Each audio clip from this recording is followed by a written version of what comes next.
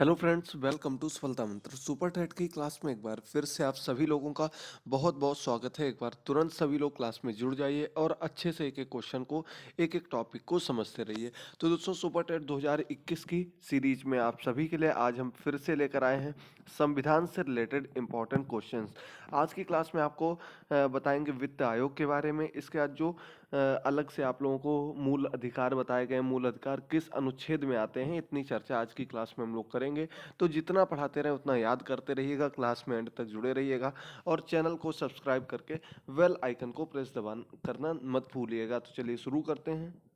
साथ ही साथ हमारी पूरी प्लेलिस्ट बनी है सुपर टेट 2021 की, वहां पर जाकर के सभी पुरानी क्लासेस को जरूर देखेगा। तो सबसे पहले हम लोग बात करेंगे आज न्यायालय की।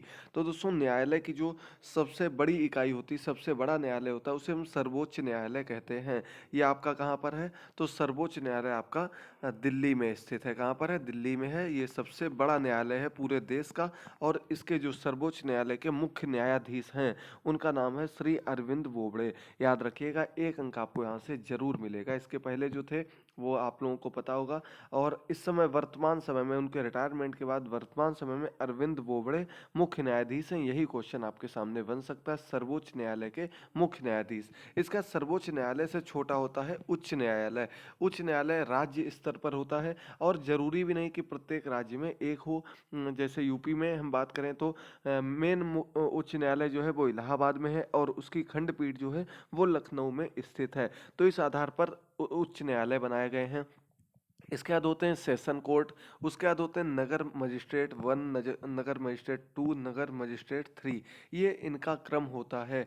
इसके बाद पहुंचते हैं हम लोग अवैतनिक पर और उसके बाद सबसे नीचे स्तर पर आती है न्याय पंचायत। ये न्यायालय का स्वरूप होता है, जिसमें आपको यहाँ तक याद रखना, मुख्य रूप से उच्च न्यायालय, सर्वोच्च न्यायालय, इन दोनों चीज़ों को याद रखना है। बाकी इसके बारे में जो जानकारी होगी, जो अनुच्छेद वगैरह होंगे, वो आपको अगली क्लास में बताते रहेंगे।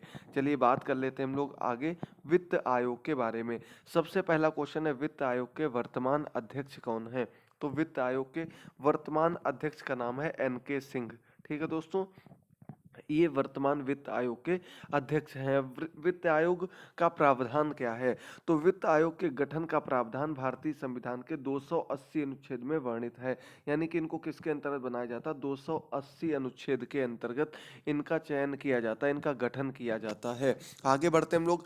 तो राज्य वित्त आयोग के गठन का प्रावधान भारतीय संविधान के अनुच्छेद 243 एक में वर्णित है। ये आपका कहाँ का है? केंद्र आयोग के, केंद्र के अंतर्गत आने वाले वित्त आयोग की बात हम लोगों ने की।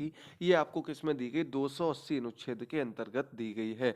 लेकिन जब बात की जाए कि राज्य के वित्त आयोग की, देखिए राज्य के भी अपने नियम होते हैं। राज्य में भी जो पैसे का लेन देन होता है, इन सभी चीज़ों का जो आदान प्रदान होता है, जो निर्णय होता है, उसके लिए राज्य वित्त आयोग बनाया जाता है। और ये आपका 243 ए लिख दें या 1 लिख दें, एक ही बात होती है, उसके अंतर्गत वर्णित किया गया है। याद रखिएगा। अगला क्वेश्चन है, वित्त आयोग का गठन राष्ट्रपति द्वारा किया जाता है। ये बहुत ही इंपॉर्टेंट क्वेश्चन है। अगर आपसे पूछ दिया जाए कि वित्त आयोग के चयन की प्रक्रिया क्या होती है, किसके द्वारा चयन किया जाता है, तो ना ही संसद, ना ही प्रधानमंत्री, ना ही न्यायाधीश, इसका गठन जो किया जाता है वो राष्ट्रपति जी के द्वारा किया जाता है। वर्तमान राष्ट्रपति हैं रामनाथ कोविंद जी। याद रखिएगा। अगला पॉइंट हमारा है, फोर्थ नंबर पॉइंट, राष्ट्रपति वित्त आयोग के गठन में 5 सदस्य चुनता है। यानी कि कितने सदस्य राष्ट्रपति के द्वारा चुने जाते हैं? मुख्य रूप से 5 सदस्य, जिसमें से एक आपके अध्यक्ष होते हैं और 4 अदर सदस्य होते हैं जो इनके नीचे कार्य करते हैं, इनके साथ में मिलकर के कार्य करते हैं। लेकिन मेन अध्यक्ष का नाम आप लोगों को याद रखना है। ऐसे क्वेश्चन बहुत ही घुमा फिरा कर पूछे जाते हैं और इनका नाम है एन के सिंह। ठीक है, याद रखिएगा। जो केंद्र का हमारा वित्त आयोग है, उसके अध्यक्ष का नाम है एन के सिंह। चलिए आगे बढ़ते हैं। तो चलिए दोस्तों, ज़्यादा महत्वपूर्ण जानकारी नहीं है गठन वर्ष वित्त आयोग का। इसमें आपको सबसे मेन याद रखना, पहले नंबर के, पहला वित्त आयोग का गठन किया गया था 1951 में और के सी नियोगी ये इसके अध्यक्ष बनाए गए थे। मोस्टली या तो पहला पूछा जाएगा या फिर अंत का पूछा जाता है। तो नंबर 1 पर आए थे आपके के सी नियोगी। ये सबसे पहले वित्त आयोग के जो अध्यक्ष थे वो चुने गए थे। 1951 में पहले वित्त आयोग का गठन किया गया था। दूसरा 1956 में किया गया। इसके के साथ नाम थे, इसके अध्यक्ष बनाए गए थे। बाकी आप लोगों को याद रखने की कोई ज़रूरत नहीं है, इससे किसी भी कीमत पर कोई क्वेश्चन नहीं आएगा। फिर भी अगर आप लोग पढ़ना चाहते हैं तो आपके सामने दिया गया है, एक एक करके पढ़ लीजिएगा, ज़्यादा समय नहीं लगेगा।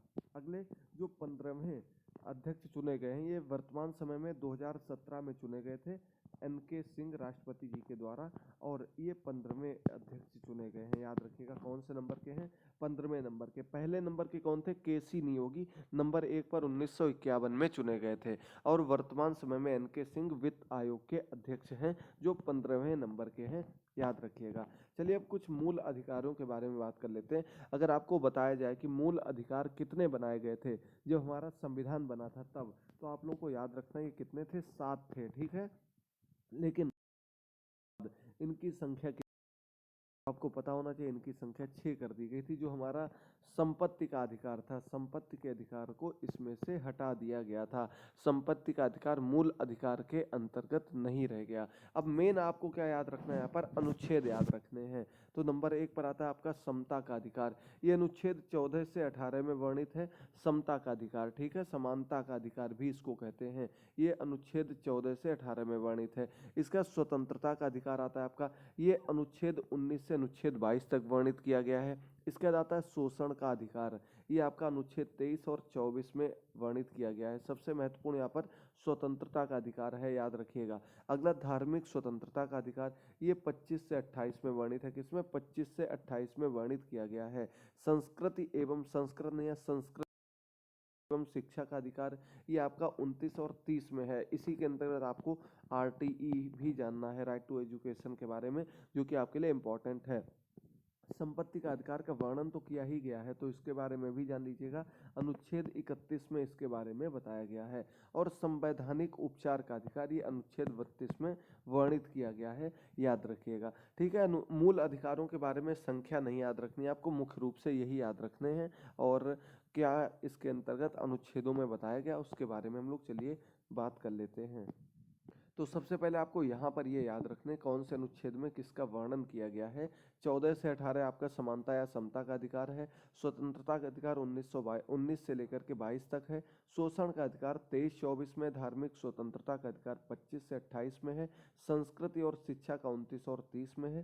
संपत्ति का 31 में, और संवैधानिक उपचार का 32 अनुच्छेद के अंतर्गत वर्णन किया गया है। यानी कि अगर हम सीधे से बात करें तो आपके मूल से लेकर के 32 अनुच्छेद के अंतर्गत किया गया है। और सीधे सीधे आपको इनके अंतर्गत क्या याद रखना है कि मूल अधिकारों का ही वर्णन इसके अंतर्गत देखने को मिलता है। बाकी आपको कुछ नहीं याद रखना, इतना जरूर याद रखना है कि कौन से अनुच्छेद से कौन से अनुच्छेद तक आपके मूल अधिकार वर्णित किए गए, ताकि आप लोगों से अगर क्वेश्चन या आ जाए तो आप लोग कम से कम इतना तो याद रखेंगे कि हाँ 14 से 32 के बीच में ही होगा, चाहे कोई हो। फिर आगे इसकी ट्रिक बता देंगे कि इनमें 2 है, इनमें 2 है, इनमें 3 है, इसमें 2 है, इसमें 1 है, इसमें 1 है। बाकी आप अपने अनुसार इनको घटा बढ़ाकर याद कर सकते हैं। इसमें जैसे जितनी संख्या उसको जोड़कर आपस में एक एक संख्या को याद कर सकते हैं। तो दोस्तों इनके बारे में जो अन्य जानकारी है पूरे पूरे व्याख्या के साथ बताया गया, वो आपको अगली क्लास में बता देंगे।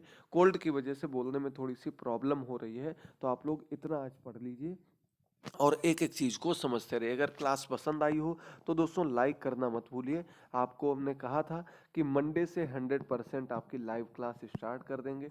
कल संडे है, कल कोशिश करते हैं आप लोगों के लिए एक प्रैक्टिस सेट करा दिया जाए। जो हमारा पहला प्रैक्टिस सेट तैयार किया हुआ है, उस प्रैक्टिस सेट को आप सभी के बीच में लेकर आए, क्वेश्चंस को आपसे हल कराया जाए। तो आप लोग क्या चाहते हैं, क्या ऐसा सही रहेगा, कमेंट बॉक्स में ज़रूर बताइएगा।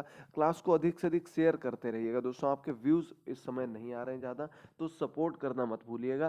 साथ ही साथ दोस्तों टेलीग्राम पर भी जुड़ते रहिएगा, वहाँ भी 1-2 दिन से समय की कमी की वजह से कुछ भी लिंक भी शेयर नहीं कर पा रहे हैं। तो अपना ख्याल रखिए, क्लासेस से जुड़ते रहिए और अपनी पूरी 100% तैयारी करते रहिए। अब जाइए नीचे डिस्क्रिप्शन बॉक्स में हमारी सभी क्लासेस को देखते रहिए। अपना ख्याल रखिए। थैंक यू दोस्तों, गुड बाय, टेक केयर।